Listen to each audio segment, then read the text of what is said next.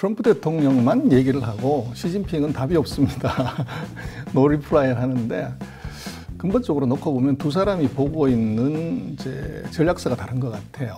글씨도 사람을 나타낸다고 하는데 그걸 놓고 보면은 트럼프는 찌르는 데 강하고 시진핑은 이제 방어하는 데 강하다. 그런 느낌을 받을 수가 있고 경험이 최고의 선생님이다. 그래서 트럼프 대통령 같은 경우는 이제 4년 하고 4년 쉬다가 이제 들어왔고 그 스텝들이 일기 정부가 완전히 바뀐 거죠. 그러다 보니까 이제 뭐 리스타트하는 그런 느낌이 굉장히 강하고 중국은 4년 전에 25% 보복 관세를 맞아본 경험이 있고 그리고 한 사람이 계속 이제 4년 동안 집권을 했기 때문에 이 정책의 일관성이 있는 거죠. 대통령이 싸우는 것이 아니라 주석이 싸우는 것이 아니라 스텝들 간에 사실은 두뇌 싸움이라고 사실은 봐야죠. 미국은 평균 연령이 보면은 이제 54세고 중국은 66세입니다.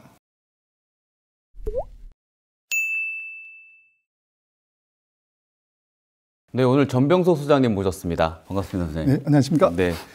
미국이 시작한 관세 전쟁이고 또 트럼프 대통령의 말 한마디에 따라서 너무 앞뒤가 막 바뀌고 하다 보니까 다들 트럼프만 바라보고 있는데 이 미중 무역 전쟁의 상대방인 시진핑도 중요한 요소라는 생각이 들거든요. 두 사람이 뭐 박터지게 싸우는 것 같은데 보면은 트럼프 대통령만 얘기를 하고 시진핑은 답이 없습니다.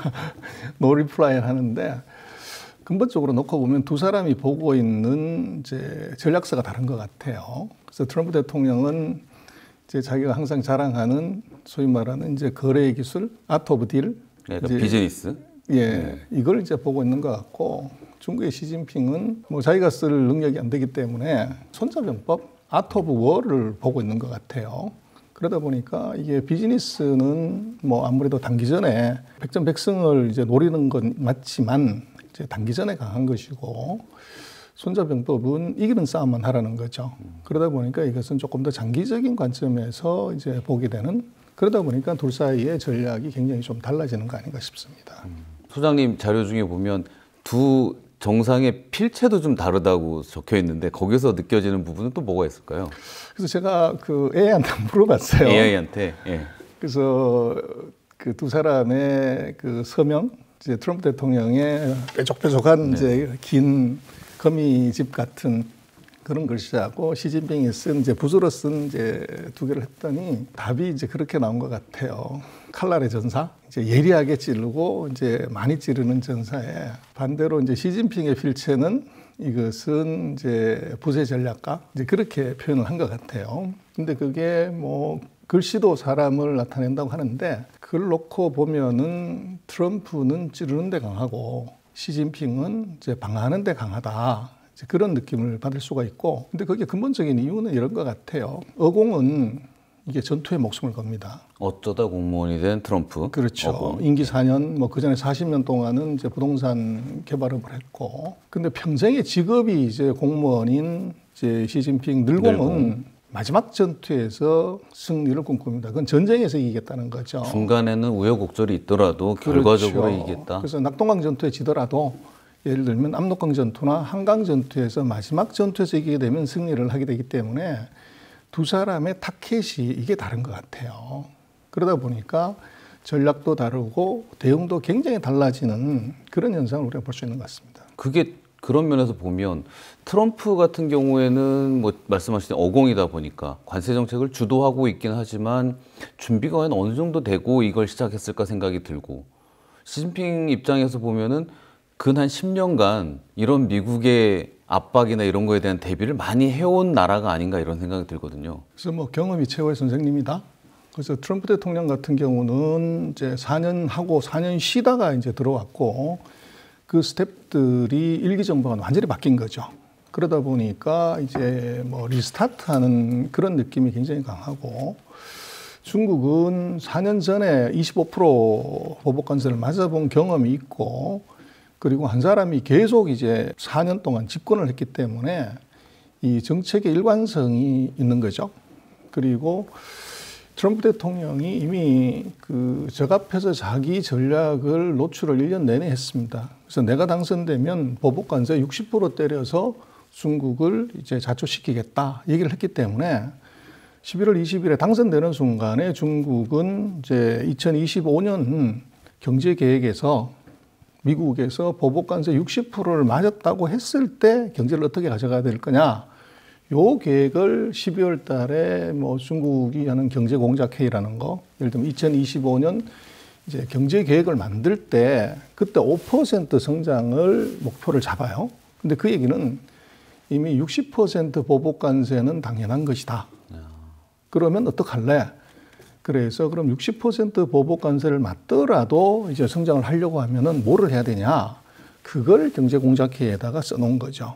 그걸 이제 3월 달에 이 국회 비준을 얻은 것이고, 그래서 그걸 보면은 결국은 중국이 미국에 대한 이제 수출 의존도가 과거 같으면 높았지만 지금은 15% 정도입니다. 그래서 85%는 이제 미국 이외 지역이에요.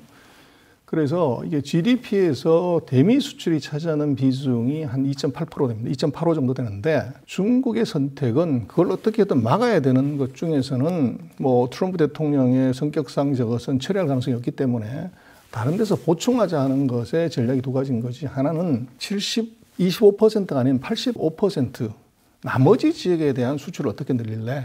그 대안이 바로 글로벌 사우스입니다. 이 지역에 대한 수출을 늘리자. 아세안 뭐 이런 지역으로 수출을 늘리자는 게 이제 기본적인 전략이고, 두 번째는 중국은 지금 우리는 수출 안 되면 망하는 나라라고 생각하지만 중국의 GDP에서 소비가 차지하는 비중이 56, 57 정도 됩니다. 내수. 그렇죠. 내수. 그래서 이걸 한 5%만 늘리면 2.8%가 나오죠. 그래서 어떻게 보면 GDP의 충격은 내수를 5% 늘려가지고 막고, 그리고 수출 상품들에 대한 수출길이 막히는 부분은 나머지 85%의 시장을 개척하자. 이제 요게 중국의 기본적인 전략이었습니다. 그래서 거기에 맞춰서 지금 중국이 보면 시진핑이 뭐 말레이시아부터 시작해서 베트남부터 이제 동남아 국가를 순방하는 이유는 바로 거기에 있다고 보여집니다. 그럼 그런 협상을 하는 데 있어서 미국 트럼프 주변에 있는 뭐 베센트라든지 러튼이라든지 이런 협상단과 또 이걸 맞서는 중국의 또 대표단이 있을 거 아닙니까? 거기에 대해서 상호 좀 비교를 좀 부탁을 드려볼게요. 예, 그래서 뭐 이게 결국은 뭐 싸운다고 하는 것이 대통령이 싸우는 것이 아니라 주석이 싸우는 것이 아니라 스태프들 간에 사실은 두뇌 싸움이라고 사실은 봐야죠. 그렇겠죠. 그래서 지금 그 중국하고 미국을 제가 차트를 하나 준비한 게 있었는데 그 경제부총리 또 금융을 담당하는 이제 인민은행장 그다음에 상무부 이 비교를 해보면 중국과 미국의 확실한 차이는 나이 차이가 납니다. 그래서 미국은 평균 연령이 보면은 이제 54세고 중국은 66세입니다.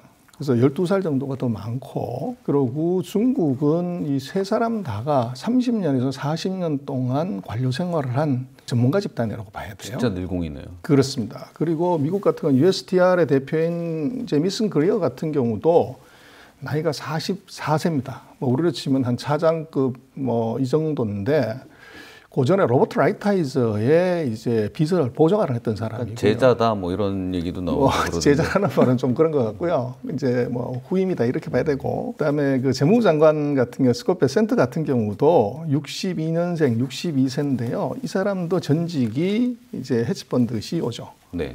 그리고 상무장관 러트닉도 61년생인데 이 사람도 BCG그룹 사장이에요. 그래서 기업인하고 어떻게 보면 기관 출신들이 이 외교를 해보지 않은 사람들이 이번에 이제 들어왔고, 그 대신 특징은 이 세 사람 다가 트럼프교 열렬 신도죠.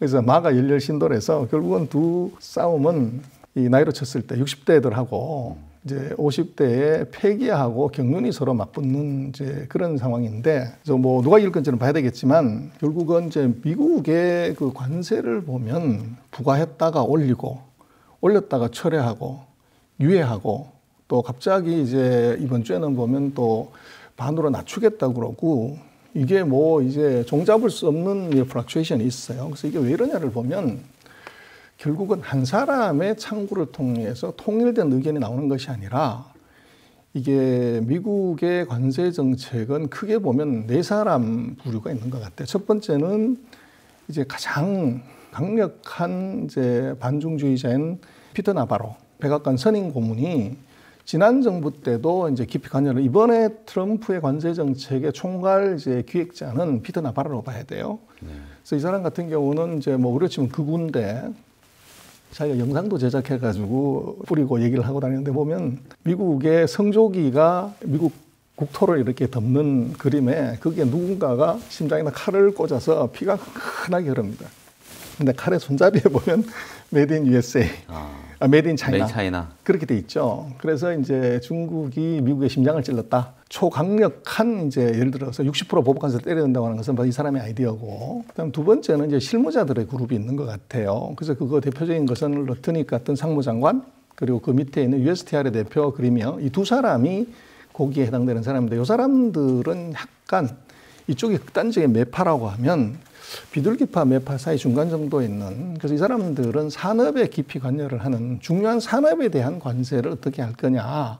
그래서 여기서 주로 하고 있는 것은 보면 불공정 관세 301조라든지 또 국가안보 232조라든지 이런 걸 무기로 관세를 또 이제 부과하는 사람들이고, 그리고 지금 뭐 트럼프 대통령이 얘기하는 상호관세 75개 나라하고 상호관세를 실제적으로 컨트롤하는 사람은 바로 베센트 재무부 장관입니다. 근데 재무부 장관은 이제 상대적으로 비둘기파의 이제 성격이 강하고, 그래서 지금 실무는 그렇게 하지만 문제는 이 세 군데의 최종 의사 결정자는 누구냐면 트럼프 대통령입니다. 그렇죠. 그러다 보니까 피터 나바로 얘기를 들을 때는 세게 때려야지 그랬다가 중요한 산업에 대해서는 이거 때렸다가 자동차를 때린 건 좋은데 문제는 부품이 수급이 안 되네? 그럼 그거 예외하든지 낮춰줘라. 이게 이제 최근에 보면 자동차, 어제 같은 경우도 보면 자동차 관세 낮추겠다는 것 때문에 미국 시장 주가가 올라가는 이런 이제 현상이 나타나고, 또 이제 이게 75개 나라하고 개별 협상을 하는 것은 또 이쪽 얘기니까 이쪽 얘기를 들어보면 또 맞고, 이러다 보니까 너 말도 맞고 너 말도 맞고 너 말도 맞고 이러다 보니까 관세율이 이게 우리가 정말로 정신이 혼란스러울 정도로 어떻게 진짜 관세율인지 모를 정도로 나오는 것 같아요. 그래서 요거는 결국은 이제 의사결정자가 누구냐, 토론된 의견이 안 나온다는 것은 이것은 이제 어떻게 보면 용병하는 사람이 컨트롤 타워를 안 만들었다는 거죠. 저도 그게 궁금했어요. 예를 들면 유세할 때부터 얘기했거든요. 대통령 선거 들어가서 유세할 때부터 관세에 대한 얘기는 계속 해왔고, 그리고 기본적인 보고서나 자료 같은 것들도 많이 내고 있었던 상황에서 집권을 했는데, 이게 이렇게 하루가 다르게 계속 정책이 변하는 게 계획대로 되는 건지 아니면 계획이 있었던 건지 의구심이 들 정도거든요. 그래서 제가 볼 때는 뭐 좀 표현이 그렇지만 트럼프 대통령을 표현을 하자면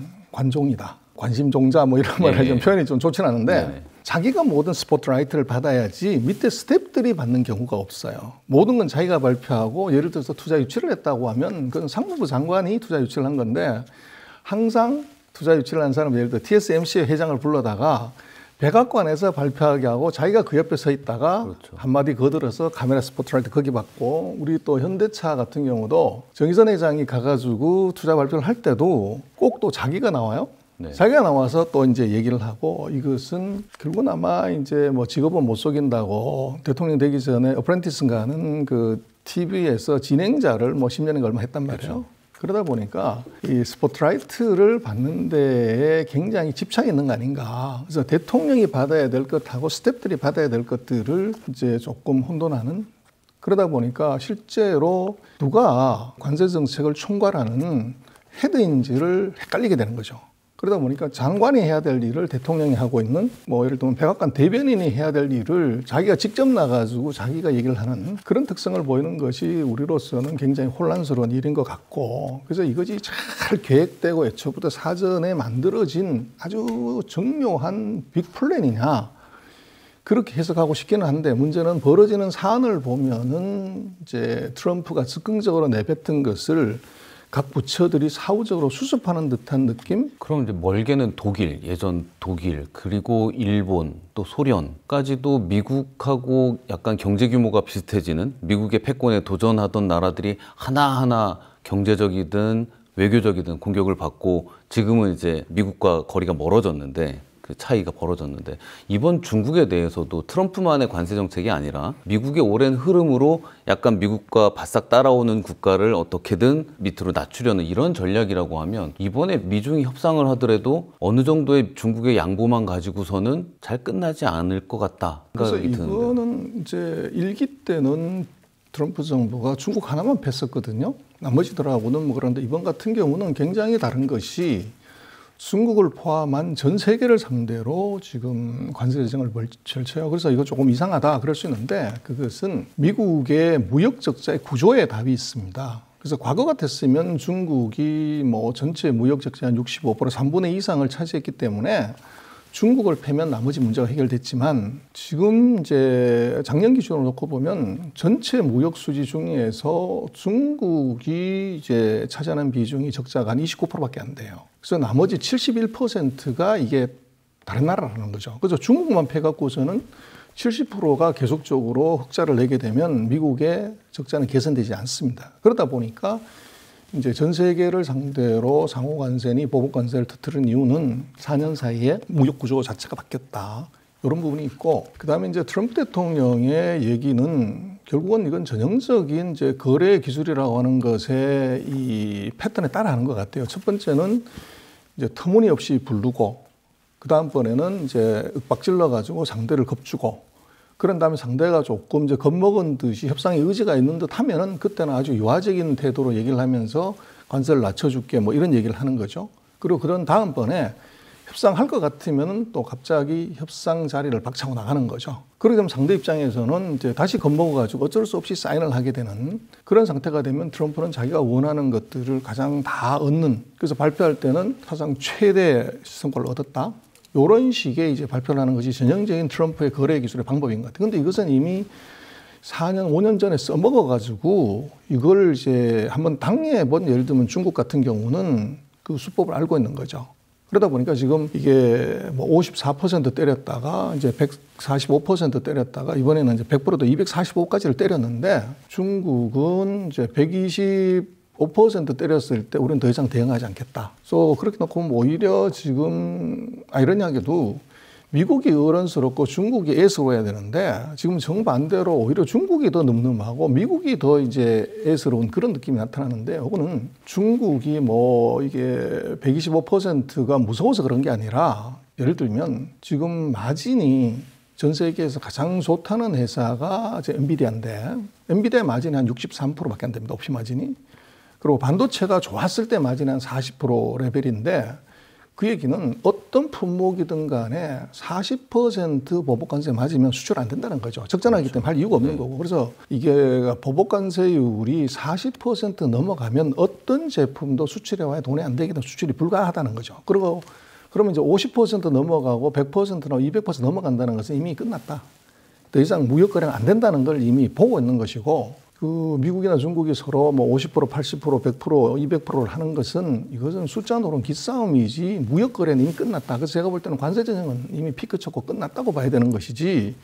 그러면 이제 예를 들어서 중국이 245%에 반응 안 하면 2,450% 때릴래? 이제 그런 문제가 생기는 거죠. 그래서 그건 의미가 없는 이제 수치인데, 결국은 이제 중국의 입장에서는 최근에 보면은 23일, 24일에 뭐 베센테도 그러고 트럼프도 지금 때린 숫자는 좀 많기 때문에 한 50에서 60% 정도 관세를 낮출 수가 있다. 네. 이렇게 얘기를 해요. 그럼 중국이 박수치고 뭐 감사합니다 이래야 되는데 중국은 아무 반응이 없어요. 그 이유는 50%, 60% 낮춘다고 한들 이건 수출해서 흑자가 나는 구조가 아니다. 이것은 트럼프식 산수고 트럼프식 이제 환대지 실익이 전혀 없다는 거죠. 그래서 어젠가 중국 외교부가 이제 답변하는 거 보면 우리가 협상 테이블에 나가려고 하면은 지금 얘기했던 관세율을 원점으로 돌리지 않은 다음에는 협상 테이블에 안 나간다. 이렇게 얘기를 해버린 거죠. 그래서 그게 중국이 세게 나갔다고 생각할 수도 있지만 이게 25%의 지금 상호관세를 20%만 더해도 45%이기 때문에 실제로 수출해가지고서 얻는 이득이 거의 없어져요. 그래서 이제 그렇게 얘기를 한 거라고 보여지고, 그래서 지금 같은 경우는 이게 특이한 것은 미국은 얘기를 계속 많이 하는데 중국은 답이 없다는 거죠. 소장님 자료에 보면 제목이 먼저 전화하면 진다 이렇게 돼 있거든요. 그럼 미중 협상에서 앞으로의 행보는 미국은 계속 뭔가 하려고 하는데 중국은 그럼 어떤 입장인 거예요 지금? 그래서 이것은 이제 트럼프 입장에서는 급한 것은 만약에 주가가 폭락하거나 또는 이제 민심이 돌아서면 이건 가장 두려운 상태고, 중국은 이게 트럼프나 미국이 두려운 것이 아니라 14개 인민들의 시선이 더 두려운 겁니다. 시선요. 그렇죠. 그래서 우리가 뭐 위대한 중화 민족을 건설하고 뭐 2035년, 45년에 세계 1등이 된다 뭐 이렇게 얘기를 했는데 그런 나라가 미국의 압박에 못 이겨가지고 항복하거나 뭐 이제 돈을 준다거나 뭐 이러는 것은 이거는 이제 중국은 체면에 목숨도 거는 나라거든요. 그래서 메인맨즈 이게 얼굴이 없다고 그러는 것은 목숨이 날아가는 것과 똑같은 그런 느낌이기 때문에 이게 깎이는 것은 있을 수가 없는데 미국이 245% 보복관세 때렸다고 그래가지고 손들고 항복한다? 이러면은 이건 지도자로서의 리더로서의 자격이 없는 거죠. 그래서 그건 절대로 수용할 수 없는 이제 그런 구조가 되는 것이고, 그래서 중국의 입장에선 제가 볼 때는 협상 그렇게 할 것 같아요. 원상으로 돌려라. 그 대신 우리도 이게 니들 체면 살려줄 테니까 우리한테도 그 체면을 살려주면 우리 협상이 나온다. 그럼 방법은 뭐냐? 그럼 제가 볼 때 한 5가지가 있을 수가 있는 것이, 첫 번째는 뭐 145%든 245%든 뭐 85%든 간에 이것은 뭐 40% 넘어가면 제가 볼 때는 중국으로서 이제 커버할 수 있는 방법, 환율에서 한 10%를 절하를 하고, 그 다음에 수출 환급세가 있어요. 그걸 한 13%면 한 23% 내외면은 뭐 미국으로 수출이 관세율이 그 정도가 되면 뭐 커버 가능한데 23% 넘어가면 30%든 50%든 100%든 200%든 의미가 없다. 그래서 관세율은 20% 언더로 내려온다고 그러면 이건 협상에 충분한 의미가 있는데, 그게 만약에 안 된다고 하면 작년에 중국이 미국으로부터 받은 미국 쪽 통계로 본 2,960억 한 3천억 불 돼요. 이게 날아가는 거죠. 그래서 우리가 3천억 불만큼 작년에 흑자하는 것만큼을 물건을 사주겠다. 그렇게 하면 트럼프는 이제 봐라. 이게 이제 하나 될 수가 있고, 두 번째는 미국이 지금 뭐 트럼프 대통령이 가상화폐를 국가 전략 자산으로 비축한다고 그러는데 하고 싶어서 하는 것이 아니라 엄청난 재정 적자가 예상이 되는데 국채를 발행했을 때 전 세계가 다 팔고 있기 때문에 이것을 사게 하려고 하면은 스테이블 코인 같은 경우는 언더라인 어셋이 미국 국채이기 때문에 스테이블 코인 시장이 커지면, 지금까지는 외국 돈 또는 미국 기관 돈을 가지고서 국가를 운영했다고 하면 적잖은 거를 이제는 가상화폐 투자가들의 돈을 가지고서 이걸 갖고 운영하겠다는 얘기죠. 근데 거기에 이제 중국이 얘기할 수 있는 것은 최근 4년 동안 팔았던 미국 국채를 우리가 다시 사줄게. 그렇기 때문에 이건 엄청난 정보 효과가 있고 미국 국채 금리가 훅 떨어지는 그런 현상이 나타날 수 있어요. 두 번째는 국채를 사줄 수가 있고, 세 번째는 트럼프가 얘기하는 것이 뭐 관세를 왜 때리냐고 그럴 때 미국에다 제조 공장을 지으라는 거예요. 그 얘기를 계속 하는 거죠. 그렇죠. 근데 지금 뭐 보조금 단위는 누가 짓냐? 그럴 때 지금 중국이 미국에 공장을 지었을 때 손해보지 않는 안팀이 하나 다 있어요. 그래서 2차 대전 이후에 모든 첨단 기술은 미국이 개발했고 미국이 세계 1등이지만 미국이 지금 못하는 게 있습니다. 배터리. 2차 전지는 세계 1등이 중국, 2등이 한국, 3등이 일본이긴 하지만 거의 의미가 없고요. 그래서 미국은 이제 배터리를 못 만든다는 것은 뭐 AI를 하든 로봇을 하든 뭐 핸드폰을 만들든 간에 충전이 안 되면 이건 의미가 없는 거죠. 그렇죠. 그래서 지금 중국이 미국한테 배터리 공장을 우리가 미국에 짓겠다. 이렇게 되면 트럼프가 얘기하는 무역 적자도 줄여주고 국채도 사주고, 예를 들면 이제 현재 공장도 지었다 그러면 트럼프가 원하는 걸 다 주게 되죠. 그렇게까지 해줄까 싶긴 한데. 그래서 그 대신 그 전제 조건이 이 관세율을 원점으로 돌려라. 그리고 네 번째로는 지금 트럼프가 멕시코가 카나다를 반 죽여놓은 이유는 핑계는 펜타닐이고 실제적으로는 중국이 멕시코나 캐나다를 통해서 우회하는 것을 막겠다는 거거든요. 근데 트럼프의 명분인 펜타닐을 통제하는 것은 뭐 중국이 마음만 보면 오늘이라도 당장 수출 금지시킬 수가 있죠. 그래서 펜타닐을 우리가 손을 보겠다. 이러면은 이건 뭐 당연히 이제 의미가 있고, 마지막으로는 지금 중국으로서는 중요한 것은 미국이 돈을 주지 않으면 절대로 이거 관세든 뭐 압박은 늦추지 않아요. 그래서 마치 제가 볼 때는 중국과 미국의 관계는 이 떡장수 아주머니하고 호랑이의 관계인 것 같아요. 떡 하나 주면 안 잡아먹을 그렇죠. 게 그거요? 근데 이건 떡이 다 없어질 때까지 이제 위협하는 것이지, 떡 하나 줬다고 해서 이것은 뭐 멈출 수 있는 사안이 아니에요. 집에 갈 때까지는. 그래서 지금 떡을 하나 줘야 되는데 문제는 떡을 줄 때 14억의 인민들이 이게 자존심이 상하거나 반감이 생기면 절대 안 된다는 거예요. 미국의 압력에 의해서 우리가 떡을 줬다는 건 안 되는데, 그걸 해결할 수 있는 방법이 자본시장을 추가 개방하는 겁니다. 그래서 미국의 헤지펀드나 미국의 기관들이 들어와서 중국에서 자본시장의 돈을 100억 불, 200억 불, 뭐 1000억 불 벌어가는 것은 우리도 마찬가지지만, 우리도 지금 만약에 무역수지 흑자가 뭐 400, 500불 나는데 지금 뭐 금년에만 들어도 외국인이 10조 이상 팔았다는 거 아니에요? 그러면 100억 불이 외국인 자본 계정에서 빠져나가는 건 우리는 관심도 없어요. 근데 만약에 무역 수지가 100억 불이 빵꾸가 났다? 그럼 온 나라가 난리라고요. 그렇듯이 미국도 중국에서 무역으로 흑자를 내는 건 불가능해요.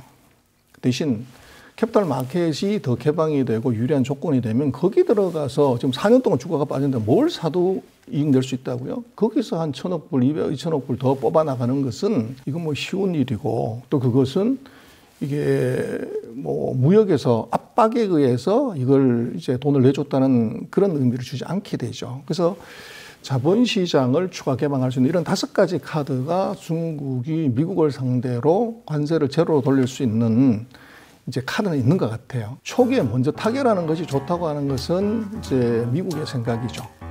그러나 지금 이게 트럼프가 4년 임기인데 지금 100일 된 상태에서 타결이 끝났다고 해가지고 앞으로 예를 들어서 이게 3년 8개월 동안 그냥 가만히 있을 거냐?